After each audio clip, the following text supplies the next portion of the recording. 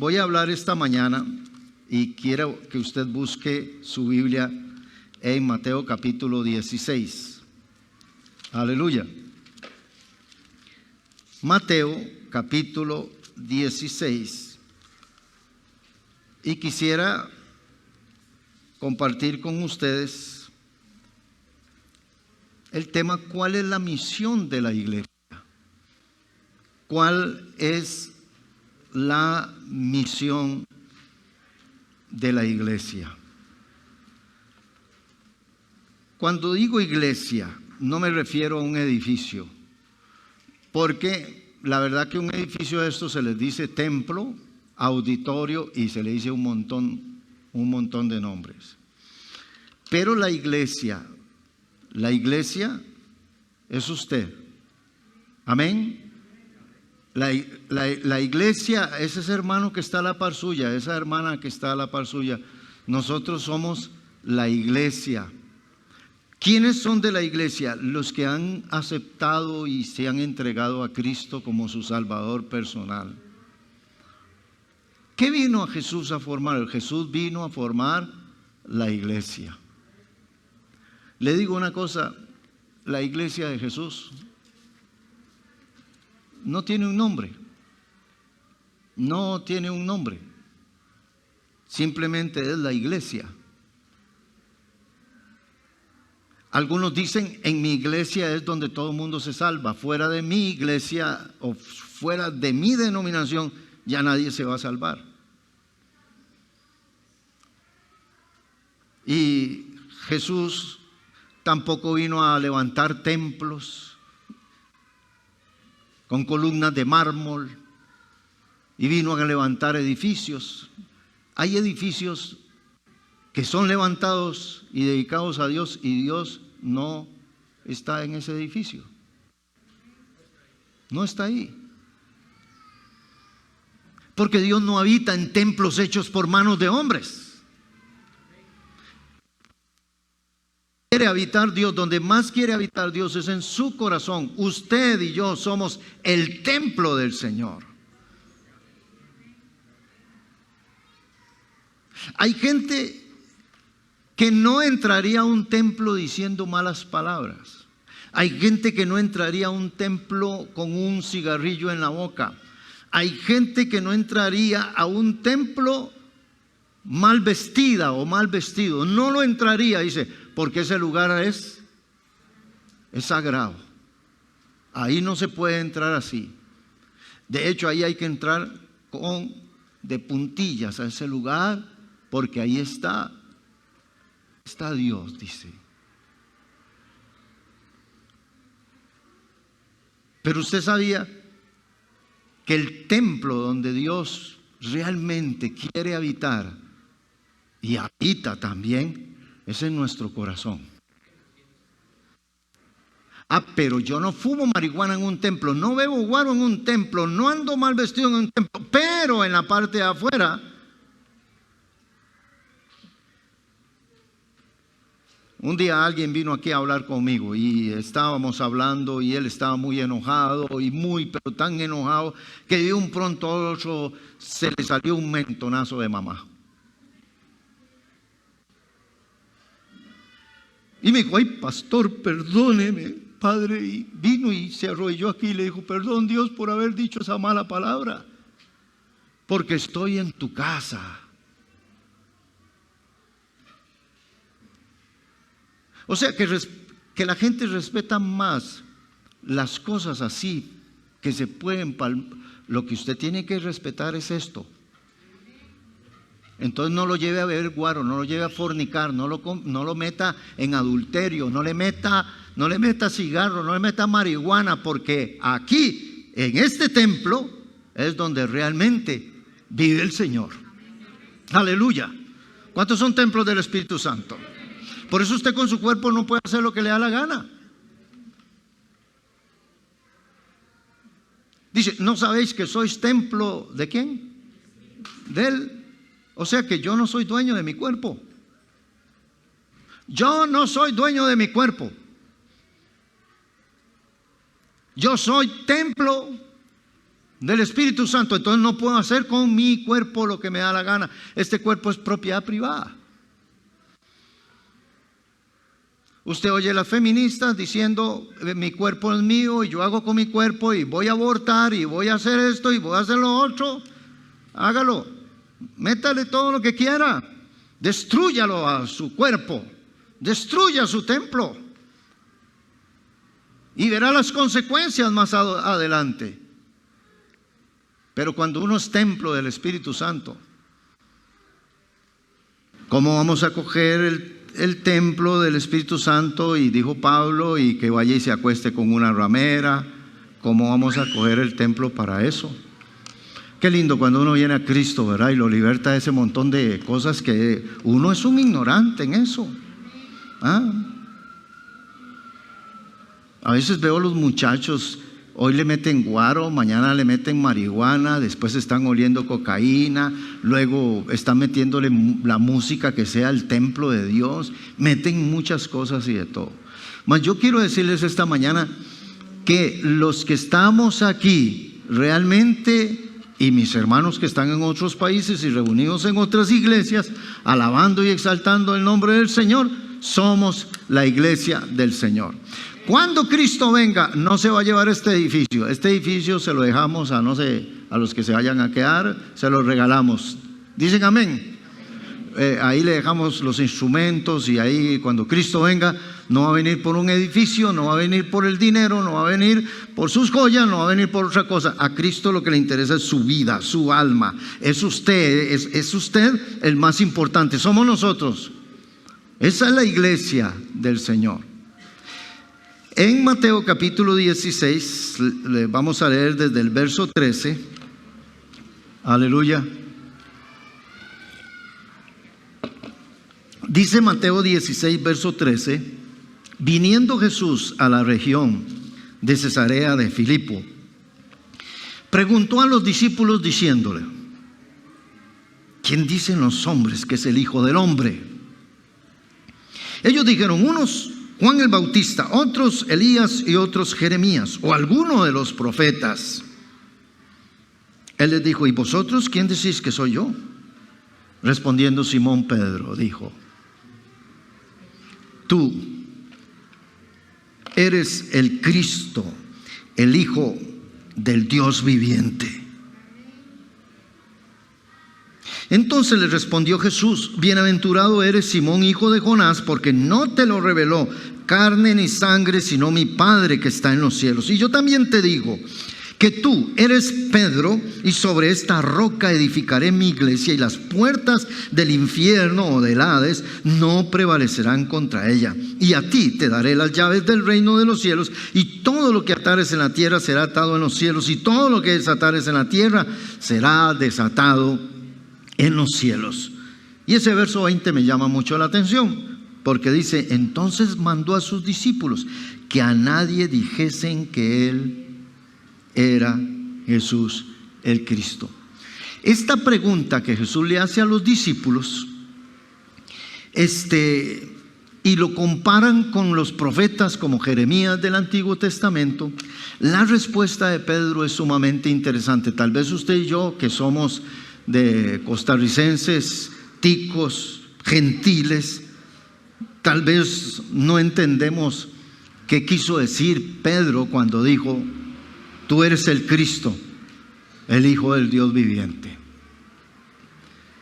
Para un judío decir eso, de hecho a Jesús lo crucificaron por decir que Él era el Hijo de Dios. Pero para un judío decir que Jesús era el Cristo, ellos tenían casi 4000 años de estar esperando al Mesías, de estar esperando al libertador, al sanador de Israel. Tenían muchos años de estar en eso, por generaciones, y por profetas del Antiguo Testamento habían dicho que el Mesías iba a venir. Y de hecho, quien anunció la venida del Mesías, uno de los primeros, aparece en Génesis 3:15, imagínense. Y luego Moisés dice que Dios va a levantar un profeta más grande que él. A él es el que tienen que oír, dijo Moisés. O sea, imagínense desde qué tiempo los judíos están esperando el Mesías. Y ahora aparece un hombre, hijo de un carpintero, un hombre de Nazaret, con sandalias. Ellos esperaban un Mesías, un guerrero como David, un hombre con espada, un hombre violento, un hombre con estrategias de guerra tremendas, pues estaban bajo el imperio romano, y que los libertara del yugo romano. Entonces ahora aparece un hombre diciendo: ame a su enemigo, bendice al que te maldice, bienaventurados los pacificadores. Y un hombre que ama, y dice: y si un romano te obliga a llevar 1 milla la carga, dígale al romano: yo se la llevo 2 kilómetros, se lo llevo adelante. Entonces usted se pone a decir: ¿quién es? Pero un hombre que sana a los enfermos, liberta a los cautivos.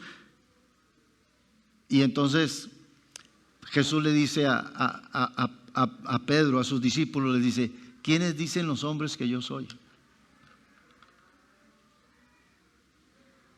Entonces dice: los hombres comunes y corrientes dicen que usted es Jeremías o alguno de los profetas. Y Jesús le dice a sus discípulos: ¿y ustedes quién dicen que yo soy? Y Pedro, que hablaba por todos, le dijo: tú eres el Cristo. Y oiga lo que dice Pedro: el Hijo del Dios viviente. Que no lo oyeron los fariseos, que no lo oyeron los saduceos, porque ahí mismo lo hubieran apedreado. Porque conocer a Jesús como el Mesías, como el Salvador, la respuesta de Jesús es: bienaventurado eres tú, Simón, Pedro, hijo de Jonás, dice, porque lo que has dicho, lo que has confesado, no te lo reveló ni carne ni sangre, sino mi Padre que está en los cielos. Note esa palabra: no te lo reveló ni carne ni sangre, sino mi Padre que está en los cielos. Es decir, que las personas que conocen a Jesús como su Mesías y como su Salvador, no lo conocen por tradición de abuelita, ni porque en la religión, cuando yo estaba chiquitillo, me enseñaron que Jesús es el Mesías, porque hoy oímos por todo lado que Jesús es el Mesías. Mas quiero que me entienda esta mañana: conocer a Jesús realmente es tener una revelación de quién realmente es Él. ¿Qué quiere decir la palabra revelación? Es quitar el velo. Revelación, revelar, quitar el velo. Por eso mucha gente se asusta cuando alguien se convierte a Cristo y lo que no entendía lo empieza a entender, y la vida que llevaba la cambia, y su vida toma otro sentido, porque antes lo que tenía era un conocimiento intelectual o tradicional de religiones, pero ahora lo que ha tenido es una revelación. Cristo le ha quitado el velo. Por eso los discípulos fueron perseguidos por la religión. La persecución más grande hoy en día que sufre la iglesia es por religión. Los discípulos fueron perseguidos por los fariseos, por los saduceos, por el mismo sacerdote condenó a Jesús a la muerte. Fue la religión quien condenó a Jesús a morir en una cruz. Usted dice: fue Poncio Pilato. No fue él, ni fue Herodes. Fue la religión que entregó a Jesús en manos de Pilato. Y Pilato, Jesús le dijo a Pilato: el que a ti me ha entregado, más grande pecado tiene que usted. Porque los políticos eran políticos, ellos no se metían en cosas de religión. Pero los sacerdotes, los fariseos que estaban en ese entonces, condenaron a Jesús. No tenían la revelación de que Jesús era el Hijo de Dios. Pero los discípulos, los pescadores, aquella mujer que era ramera, aquel hombre que era publicano y ladrón, esos tenían una revelación de quién era realmente Jesús. Y revelar es conocer. Revelar es saber quién es Jesús. De hecho, hay mucha gente en las iglesias cristianas sentados allí, vienen y cantan y todo, pero todavía no han tenido una revelación de quién es Jesús. Y cuando digo revelación, no estoy diciendo que el cielo se abra y usted escuche ángeles y vea luces por allá y luces por acá. No, no, no, no. Es un encuentro sencillo con el Señor. Dígame usted, ¿quién fue el más grande perseguidor de la iglesia? Los que conocen la Biblia, sabe que Pablo fue uno de los perseguidores de la iglesia. ¿Era político Pablo? No, era religioso. Su religión lo tenía ciego.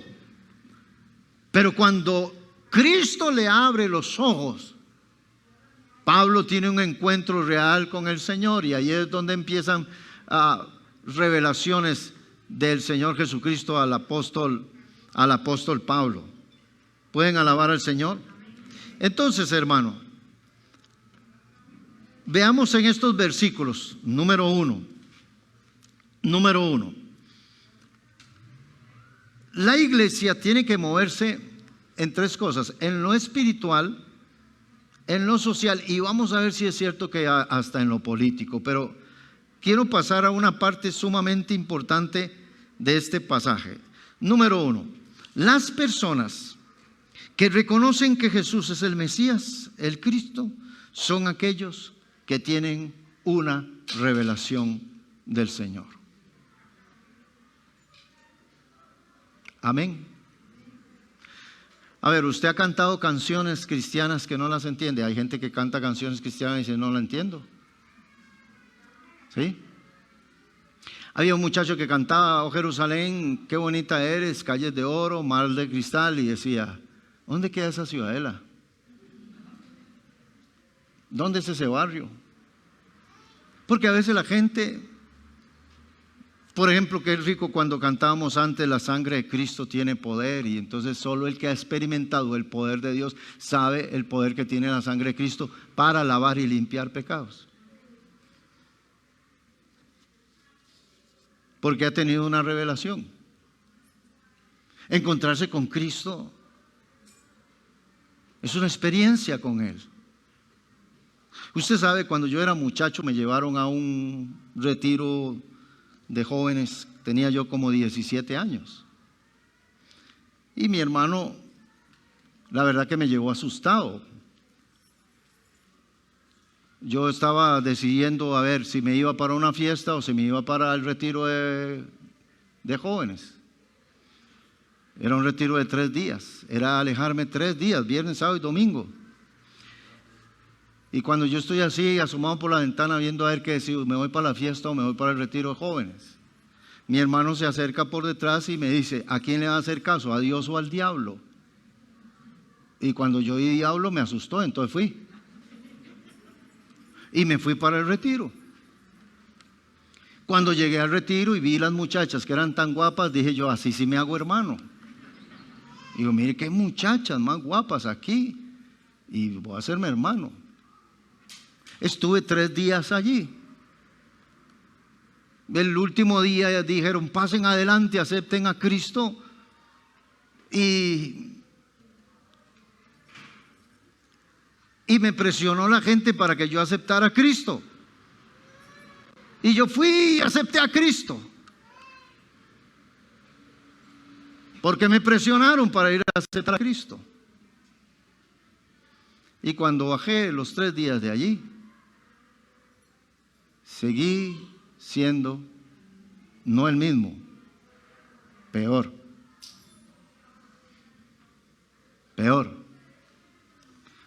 Un día mi mamá me llevó a una iglesia en Tibás y yo fui. Y me senté en la última banca atrás. Mi mamá me dice, adelante, no, déjeme aquí en la banca de los pecadores, aquí, déjeme aquí. Yo soy muy malo, yo me siento atrás. Y me senté atrás. Y el pastor hizo un llamado, pasen a aceptar a Cristo, y yo ahí, no voy a pasar, me va a pasar lo mismo de la vez pasada, otra vez me van a hacer la jugada aquí. Y llegaron 7 u 8 también allá atrás, y pase William, mire que pase adelante, ya, no voy a pasar, y no pasé. y no acepté al Señor.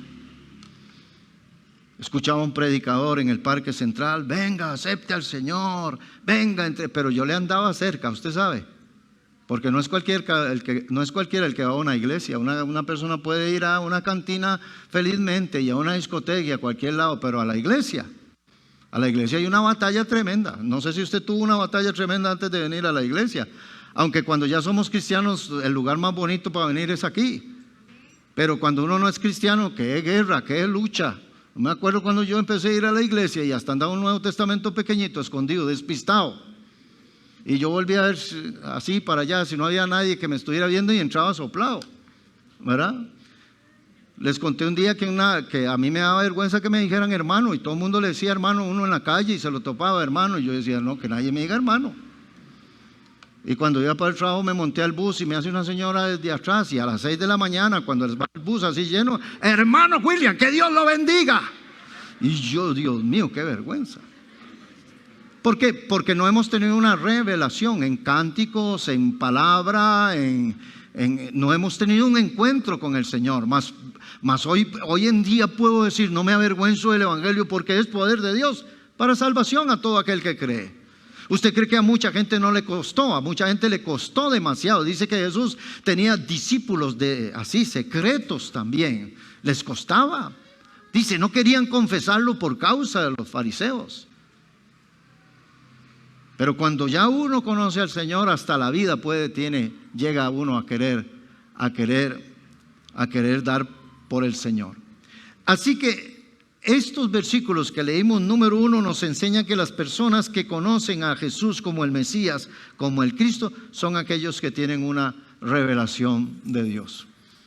Usted nunca entenderá. Yo veía que mi mamá iba a orar y mi hermana iba a orar, y oraban y cantaban y todo eso, y después las veía que se iban con unos macarrones en una ollita, pero no comían ese día. Digo yo, ¿qué es lo que van a hacer? Un ayuno. ¿Y qué es ayuno? No, que no vamos a comer, pero se merenda hartada, que se van al final a las 2 de la tarde, ya cuando terminan, que les decía yo, cosas así. Yo no entendía qué era quedarse sin comer, qué era estar en una vigilia, qué era una oración. Yo no sabía ni orar siquiera. ¿Cómo aprendí a orar? Cuando oía a otros orando. Y no entendía muchos cantos, porque no tenía una revelación del Señor. De hecho, a veces no entendía cómo una persona puede estar hasta 2 y 4 y 5 horas en una iglesia. Yo decía, ¿qué es eso tan raro? Pero cuando uno tiene una revelación del Señor y tiene un encuentro realmente con Él, 4 horas se le hacen 5 minutos. Y usted oye gente, ¿cómo esa señora siempre está cantando? ¿Y cómo tiene esa emisora todo el tiempo? Y usted no se cansa de eso, ¿no? Es que cuando hay una revelación uno no se cansa del Señor. Cuando hay una religión, la religión cansa. Cansa. Porque siempre es lo mismo. La religión es uniforme. Siempre se hace lo mismo, siempre es lo mismo. Siempre. Usted le pregunta a un árabe, ¿cómo ora usted? Bueno, y lo que oró él, lo ora aquel, todos dicen lo mismo. Y es una repetición. ¿Durante cuántos? 700 años, desde que se hizo la religión musulmana, ellos van y rezan y dicen lo mismo. Y usted le pregunta a un judío, ¿y usted qué dice en el templo, en el muro de los lamentos? Ahí está él enfrente y está leyendo y diciendo las mismas repeticiones que hicieron todos sus ancestros desde hace 4000 años. Repiten y repiten lo mismo. Las religiones. Y usted ve a nuestros abuelos, rezaron lo mismo que rezaron las abuelas. El Dios te salve María, el rosario, eso, lo mismo. La religión es uniforme. Pero Cristo es multiforme. Tiene un montón de formas de operar, de actuar, de hablarle a la persona. Si Jesús me habló a mí, quizás no le hablará a usted como me habló a mí. Por eso la gente hace de una experiencia una religión. Pero Él tiene montones de formas, maneras. Dios trató conmigo en un cuarto, con otros trató en una universidad, y con aquel trató en la cárcel. Un hombre iba en un bus y dijo: Jesús, yo te quiero, yo quiero. No es religión, Jesús no es eso. Es multiforme, opera de diferentes maneras. Los muros de Jericó cayeron, hermano, por el sonido de las trompetas. Y eso no se repite en toda la Biblia. El río Jordán, cuando los sacerdotes se pararon, el río Jordán se abrió. El mar Rojo se abrió cuando Moisés extendió la vara. Multiforme, es un montón de formas. Yo no quiero decir que todos los ríos se abren cuando yo pongo los pies en el agua. Y nosotros podemos reunirnos en el mismo lugar todos los días, pero el momento es diferente, la manifestación de Dios es distinta. Dios no es un molde, Dios no está metido en una maceta, y así es Dios. Él hace cosas maravillosas, las hace con el joven. Y usted dice: ¿por qué lo hizo con Moisés y conmigo no? Porque Él es soberano, Él sabrá por qué lo hizo con Moisés. Y porque Dios usa a aquella persona más que a mí, porque Él es soberano, y si Él quiere usar a aquella persona, la va a usar. Y Él lo hace. Y no porque aquella persona sea más que usted, sino porque Él es soberano y Él usa a quien tiene que usar. Eso es cuando hay una revelación del Señor. Usted no va a encajar a Dios en un solo lugar. Hay gente que dice que Dios lo oye a uno solo si se arrodilla, y que hay que orar solo arrodillado. Eso es religión. Ahora, usted me pregunta a mí me gusta arrodillarme para hablar con el Señor, pero no le impongo a nadie que lo debe hacer de esa manera. Hay gente que dice: no, como hay que orar es de pie, y así Dios lo escucha. Dios no mira su posición, mira su corazón. Eso es religión, eso es tradición. Entonces papá decía que yo tenía que orar arrodillado, solo arrodillado me escucha el Señor. Entonces yo oro solo arrodillado, y a mi chiquita le enseño que arrodillado, y a mi nieta le enseño que arrodillado. Y cuando usted ve, se hizo una religión uniforme todo. Me paré un toquecito, no me oye Dios. Me arrodillo, sí me oye. Me paro, no me oye, sí me oye. No. Si usted está de pie, usted adora al Señor. Si quiere, lo hace de rodillas. Y yo no sé si a usted le pasa a las mías, pero yo a veces acostado, y cuando ya estoy durmiendo, adoro al Señor. Y me puedo sentar a la orilla de la cama y hablar con Él. Puedo ir en el carro y adorarle a Él y hablar con Él y contarle mis problemas y mis situaciones. Quiero pues que los hombres oren en todo lugar, levantando manos santas sin ira ni contienda. En todo lugar. Usted dice: Dios me escucha más en el templo. No señora, no señora, no se haga religioso. Cuando nosotros nos vayamos de aquí ahora, dentro de un ratito nos vamos a ir, ¿usted cree que Dios se quedó aquí? Mucha gente cree que Dios se quedó aquí. Por eso van a ir a pelear y a agarrar y a decirse malas palabras, y si Dios se quedó en la iglesia, eso es religión, no es revelación. Aleluya. Amén. No es revelación. Dios no tiene fórmula rectangular como tiene este edificio. No, salimos de aquí, y ¿sabe quién sale con nosotros? Él sale con nosotros. Usted entra a su casa y Él entra con usted. Conoce su número de cédula, sabe la alameda y el número donde usted vive, sabe los cabellos que se le han caído de la cabeza, y los que tiene los cuenta todos. Él es así.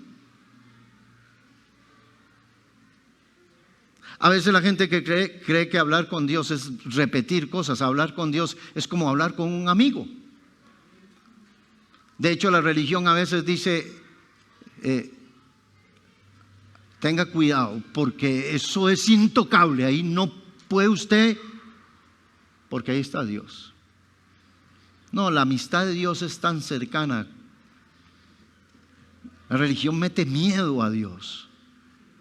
La revelación le da carácter de hija y de hijo al hombre para acercarse a Dios como un hijo se acerca al Padre. Y hablar con Él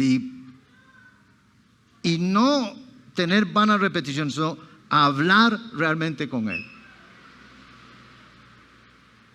Por eso Pedro confiesa: tú eres el Cristo, el Hijo de Dios. Eso es revelación. Número 2. Cuando las personas confiesan que Jesús es el Mesías y Él es el Cristo, el Hijo de Dios, número 2, estas personas pasan a formar parte del edificio espiritual conocido como iglesia. De ahí que Jesús le dice a Pedro que Él es una piedra. En otras palabras, cuando usted se convierte a Cristo, entonces usted pasa a formar parte del edificio espiritual que es la iglesia del Señor. Entonces, como una piedra allí en el edificio de Dios. Número 3.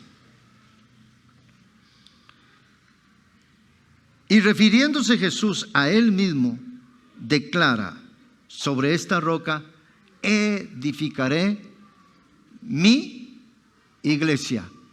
¿De quién es la iglesia? ¿De quién es? Ningún hombre puede adueñarse de la iglesia. Se diga pastor, predicador, apóstol, lo que sea, la iglesia es del Señor.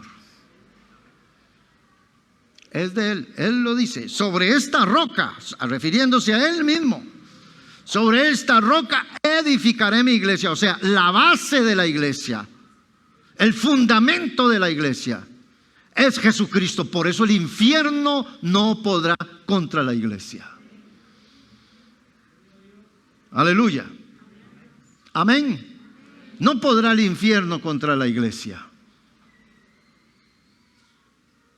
Sobre esta roca edificaré mi iglesia. Y de una vez le pone el sello de pertenencia. ¿De quién es usted, hermana? ¿De quién es? Él es el pastor. Él es el príncipe de los pastores. ¿Qué hace Dios? Dios contrata pastores y dice: cuídenme la iglesia. ¿Qué hacemos los pastores? Cuidarle la iglesia, pero no somos dueños de la iglesia. Y si un pastor sale con mucho mate y mucha cosa ahí, mucho engaño y jugando con la iglesia, ¿sabe qué hace el Señor? ¿Qué hace? Lo despide. Yo lo contraté a usted para que me la cuidara, y quizás dispersó un montón de gente, y mucha gente se decepcionaron de Dios y se fueron y cayeron por allá y todo eso. ¿Sabe qué hace Dios? Busca a todas esas personas de nuevo, porque la iglesia es de Él, y las trae de nuevo y les da pastores conforme al corazón de Él. Y si el corazón de ese pastor cambió y se desvió, hizo muchas cosas y todo, Señor lo quita. La iglesia no depende de edificios ni de hombres. Dios es su fundador. Usted tiene que grabarse eso. La iglesia es del Señor. Y no permita que ningún hombre se enseñoree de su vida.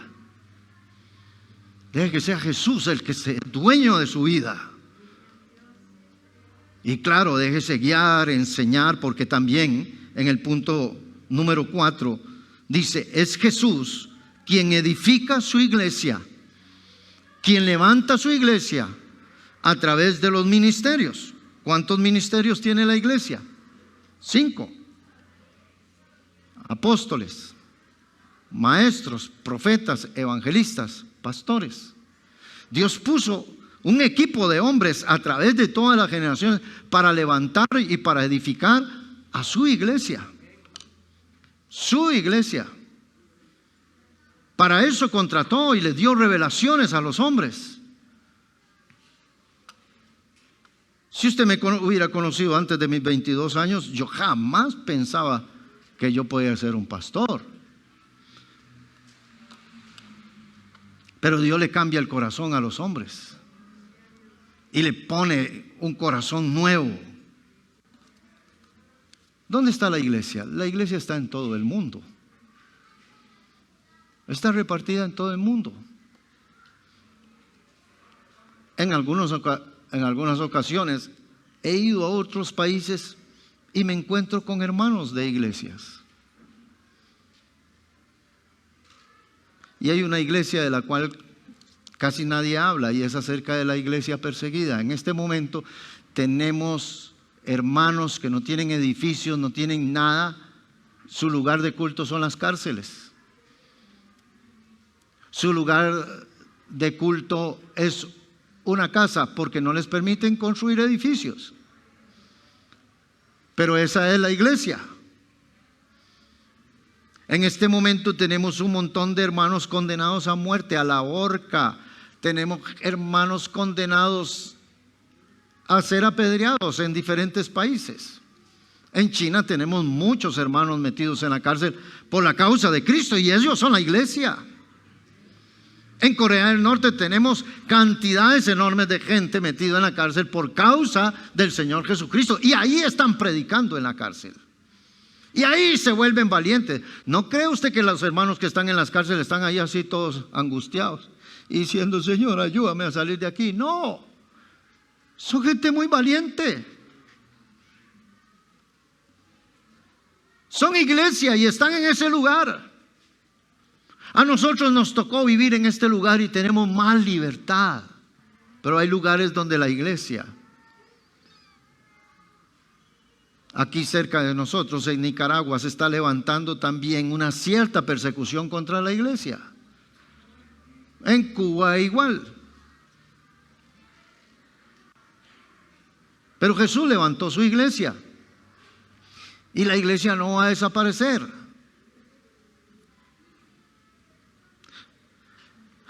Ya vimos, hermanos, que quien edifica la iglesia es Cristo a través de sus 5 ministerios. Cuando hablo de edificar la iglesia es quien la hace crecer, quien la hace avanzar.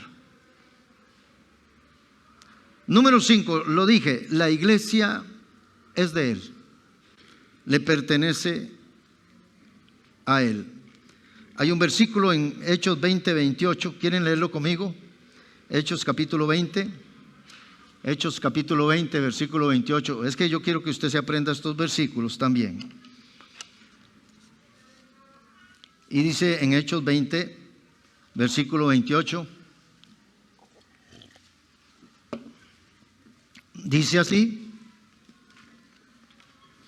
el apóstol Pablo ha levantado una iglesia y hace una reunión de pastores. Y vea una reunión de pastores. Vea lo que dijo Pablo. En una reunión de pastores dice, por tanto mirad por vosotros y por el rebaño en que el Espíritu Santo os ha puesto como obispos. La palabra obispos quiere decir pastores. ¿Quieren volverlo a leer? Apréndaselo. Mirad por vosotros y por todo el rebaño en que el Espíritu Santo os ha puesto por obispos, por pastores. ¿Quién los puso? El Espíritu Santo. Amén. ¿Para qué los puso? Para apacentar la iglesia del Señor. Y lean esa frase que viene. Léanla. ¿Ah? La cual Él ganó por su propia sangre. De nuevo, ¿de quién es la iglesia? ¿Quién la compró? ¿Quién pagó el precio? ¿Quién lo dio todo por la iglesia? Cristo.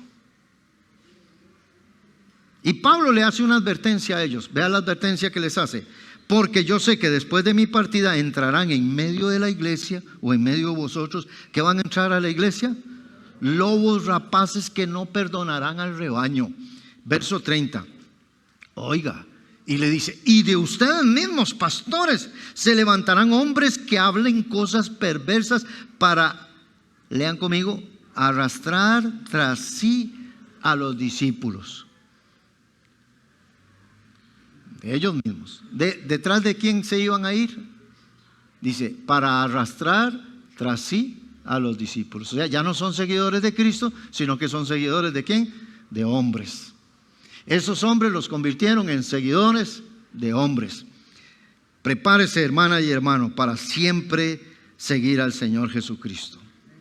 El punto número 6 del versículo que estábamos leyendo en el capítulo de Mateo, el punto número 6 dice que ni el diablo ni el infierno podrán contra la iglesia.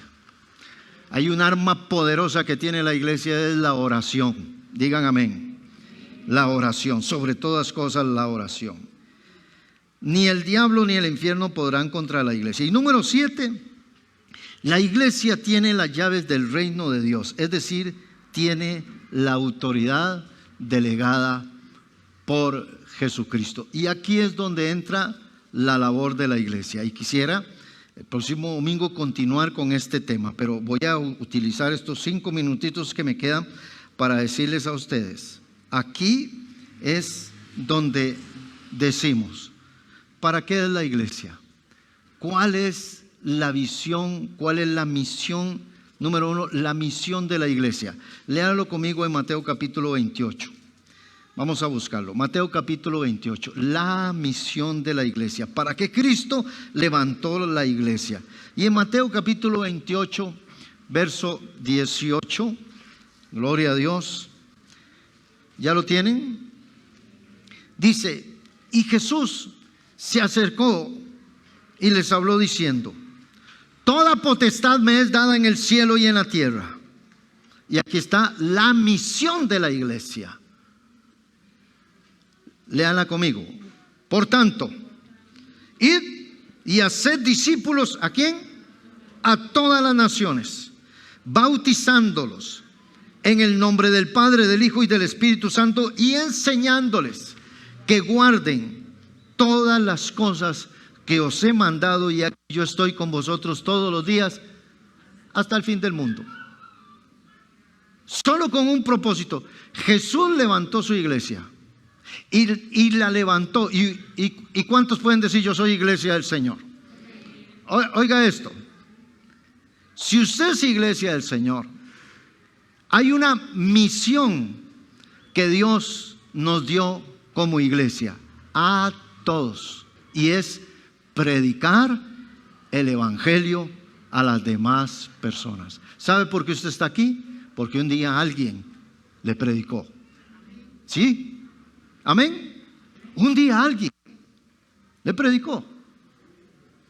Un día en una esquina yo estaba allí y llegó una muchacha de 14 años o 15 años y me habló y me predicó. ¿Y qué me predicó? ¿Qué me habló? Oiga lo que me dijo. Y no se me olvida el mensaje. William, solo Jesucristo puede cambiar su vida. Entregue su vida a Jesucristo. Eso fue lo que me predicó. Y yo me fui caminando y digo yo, Jesucristo, ¿qué es eso? ¿De verdad que Él puede cambiar mi vida? Y me fui. Ese fue el mensaje que ella me dio. Alguna gente cree que para hablar de Dios tiene que saberse la Biblia de Génesis, de Apocalipsis. No, señora, no, señor. Con solo su testimonio y por haber tenido una revelación de Cristo, usted se va a animar a hablarles a otros acerca del Señor.